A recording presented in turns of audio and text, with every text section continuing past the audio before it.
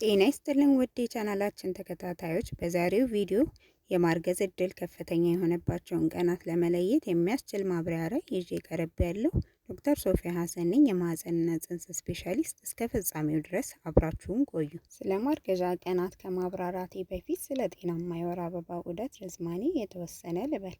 ጤናማ የወር አበባ ዑደት ርዝማኔ ከ21 እስከ 35 ቀን ሲሆን አንዲት ሴት የወር አበባዋ በየስንት ቀኑ እንደሚመጣ ለማወቅ የወር አበባዋ ከመጣበት የመጀመሪያ ቀን ጀምራ ቀጣይ የወር አበባዋ እስኪመጣ ያሉ ቀናቶችን ልትቆጥር ይገባል። ለምሳሌ ዛሬ ሚያዝያ 26 የወር አበባዋ የመጣ ሴት ቀጣይ የወር አበባዋ ግንቦት 20 ላይ ቢመጣ የወር አበባዋ በ24 ቀኑ መጣ ማለት ነው። የወር አበባዋ የሚመጣበትን ቀን ማወቅ እንቁላል የሚለቀቅበትን ቀን ለማወቅ ወሳኝ ነው።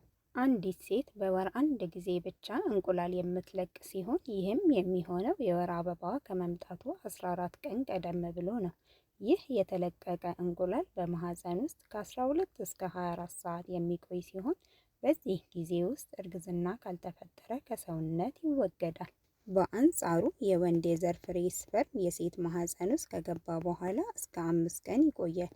ይህን ታሳቢ በማድረግ እንቁላል ከሚለቀቅበት ቀን 5 ቀን ወደ ኋላ ሲቆጠር የማርገዝ እድል ከፍተኛ የሚሆንባቸውን ቀናት መጀመሪያ እናገኛለን። እነዚህ ቀናት እንቁላል በተለቀቀ ማግስት ያበቃሉ። ለምሳሌ ግንቦት 20 የወር አበባ ይመጣል ብላ የምትጠብቅ ሴት እንቁላል የሚለቀቅበትን ቀን ለማወቅ ከግንቦት 20 14 ቀን ወደ ኋላ ስትቆጥር ግንቦት 6ን ታገኛለች።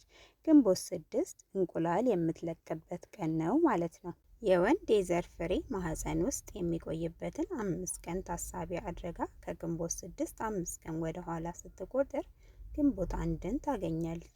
ስለዚህ የማርገዝ እድሏ ከፍተኛ የሚሆንባቸው ቀናቶቿ ከግንቦት 1 ጀምሮ ግንቦት 7 ላይ ያበቃል ማለት ነው። ውድ የቻናላችን ቤተሰቦች ያላችሁን ጥያቄ፣ ሀሳብ፣ አስተያየት ኮሜንት ሴክሽን ላይ አስቀምጡልን። በቀጣይ ሳምንት በተመሳሳይ ጠቃሚ መረጃ እስክንገናኝ መልካም ጊዜ እንዲሆንላችሁ ተመኘው። ቸር ያገናኘን።